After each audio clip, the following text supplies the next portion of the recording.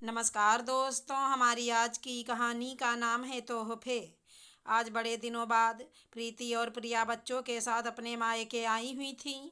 उनके मायके में माँ पिताजी के साथ साथ उनके भैया भाभी तथा भतीजा भतीजी थे। आते ही प्रीति ने महंगे महंगे तोहफे सभी के हाथ में थमाकर बड़े गर्व से कहा, ये सभी तोहफे विदेश से मंगवाए हैं, बहुत महंगे हैं। आप लोगों को आदत नहीं है ना, जरा संभाल कर इनका उपयोग करना। तभी प्रिया ने कहा, देखो भाभी, मैं तो सभी की पसंद का सूखा नाश्ता लेकर आई हूँ, सभी खाकर बताएं कैसा बना है। और जैसे तैसे प्रिया ने बात को बदल दिया। हंसते खेलते 2 दिन बीत चुके थे। अगले दिन ही दोनों बहनें अपने अपने ससुराल लौटने वाली थी। सामान पैक करते हुए प्रीति ने प्रिया से कहा, प्रिया, तुम्हारे छोटे से घर में कभी तुम्हारा दम घुटने लगे तो आ जाना 2 दिन के लिए हमारे बड़े से विला में। प्रिया ने कहा, दीदी, किसने कहा मेरा घर में दम घुटता है?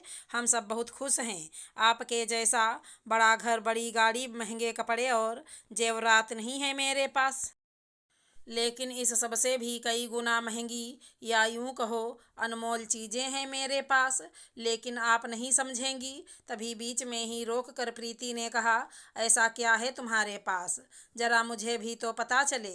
फिर प्रिया बोली, दीदी, हमारा जन्म मध्यम वर्गीय परिवार में हुआ था, लेकिन आपके सपने पहले से ही बड़े थे। शुरुआत से ही आपको सिर्फ और सिर्फ पैसों से ही स्नेह रहा है। आपकी शादी के लिए भी एक ही शर्त थी कि लड़का खानदानी रईस होना चाहिए, और भगवान की कृपा से आपकी वो इच्छा पूरी भी हो गई और पैसों के प्रति आपका लगाव दिन ब दिन बढ़ता गया। और वहीं मैंने पापा से कहा था कि मुझे मेहनती, खुद के बलबूते पर आगे बढ़ने वाला लड़का चाहिए, ना कि खानदानी अमीर। और मुझे भी मनचाहा जीवन साथी मिल गया। दीदी, हम दोनों अपनी अपनी दुनिया में खुश हैं। पता है दीदी, मैं जिस अनमोल चीज़ों की बात कर रही हूँ ना, उसका शायद आपको कोई मोल ना हो, पर मुझे है। दीदी, मेरे छोटे से घर में मैं अपनी मर्जी और खुशी से जी सकती हूँ। मेरी सासू माँ ससुर जी मुझे कभी किसी चीज़ के लिए रोकते नहीं हैं। बच्चों को प्यार से गले लगना ही मेरा सबसे बड़ा गहना है। इतना ही नहीं, मेरे हर सुख दुख में मेरा परिवार मेरे साथ होता है। मेरे पति मेरी हर एक ख्वाहिश पूरी करने की कोशिश करते हैं। जब मेरे पति मेरे साथ मूल्यवान समय व्यतीत करते हैं, वो मेरे लिए दुनिया का सबसे कीमती तोहफा होता है। मेरे लिए सभी भौतिकवादी चीज़ें इसके आगे फीकी हैं। दीदी, आपको पैसों का इतना घमंड हो चुका है कि आप ये भी नहीं समझ पा रही हो कि सारे रिश्ते नाते आपसे दूर होते जा रहे हैं। बस कर प्रिया, अपना भाषण बंद कर। गरीबी में जीकर अब तेरी सोच भी छोटी हो गई है, या फिर ऐसा तो नहीं औरों की तरह तू भी अब मुझसे जलने लगी है? प्रीति ने कहा। प्रिया बोली, ऐसा नहीं है दीदी, याद है आपने इसके पहले भी कई बार मुझे नीचा दिखाने की कोशिश की थी, लेकिन इस बार मैंने पहले से ही सोच कर आई थी कि मैं आपसे इस बारे में बात करूंगी। क्यों, ऐसा क्या हुआ? प्रीति ने पूछा। प्रिया बोली, दीदी, याद है कुछ दिनों पहले आपका फ़ोन आया था। तब आप बता रही थी कि आप अपनी जेठानी के साथ कटोरी चाट बना रही थीं। तब आपने मुझसे कहा था, प्रिया, वैसे तो घर में बहुत से नौकर हैं, लेकिन मेरी ननदें आने वाली हैं, तो सासू माँ ने खास हमें बनाने के लिए कहा।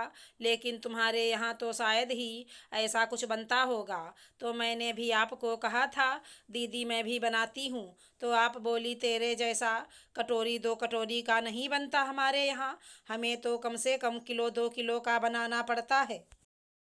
तो उसमें क्या गलत कहा मैंने, जो तुझे इतना बुरा लगा? प्रीति ने कहा। प्रिया बोली, दीदी, अभी यह बात मैं कह रही हूँ तो बुरी नहीं लग रही है, क्योंकि मेरे बात करने का लहजा सामान्य है। लेकिन पता है, जब आपने कहा था तब ऐसे लहजे में कहा था मानो आप मुझे नीचा दिखाने की कोशिश कर रही हो। और दीदी, आप ऐसा पहले भी कई बार कर चुकी हैं। दीदी, इतना घमंड भी अच्छा नहीं। अब से मेरे साथ बात करते वक्त अपने लहजे पर विशेष ध्यान रखें, अन्यथा मुझसे कम ही बात करें। दीदी, अब रात बहुत हो चुकी है, सो जाते हैं, मुझे सवेरे जल्दी भी जाना है।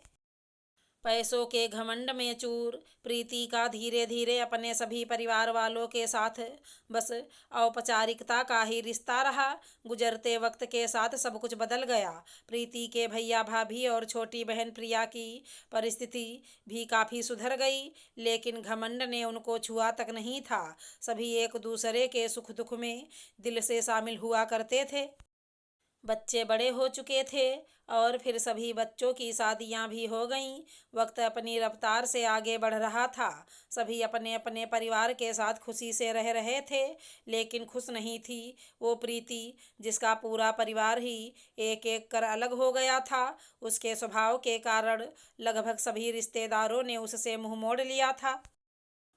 उसके बच्चे, उसकी बहुएं, पोता पोती सभी विदेश में ही स्थायी हो गए और एक शाम प्रीति का आखिरी सहारा, उसके पति का भी दिल का दौरा पड़ने से निधन हो गया। और एक दिन बच्चों ने प्रीति से कह दिया कि वो कभी भी लौट कर नहीं आएंगे। और इस तरह प्रीति का बड़ा घर तो था, पर उसमें रहने वाला कोई नहीं था। बड़ी गाड़ी तो थी, पर साथी कोई नहीं था। गहने जेवरात तो बहुत थे, लेकिन अब उसका प्रीति के जीवन में कोई मतलब नहीं रहा था।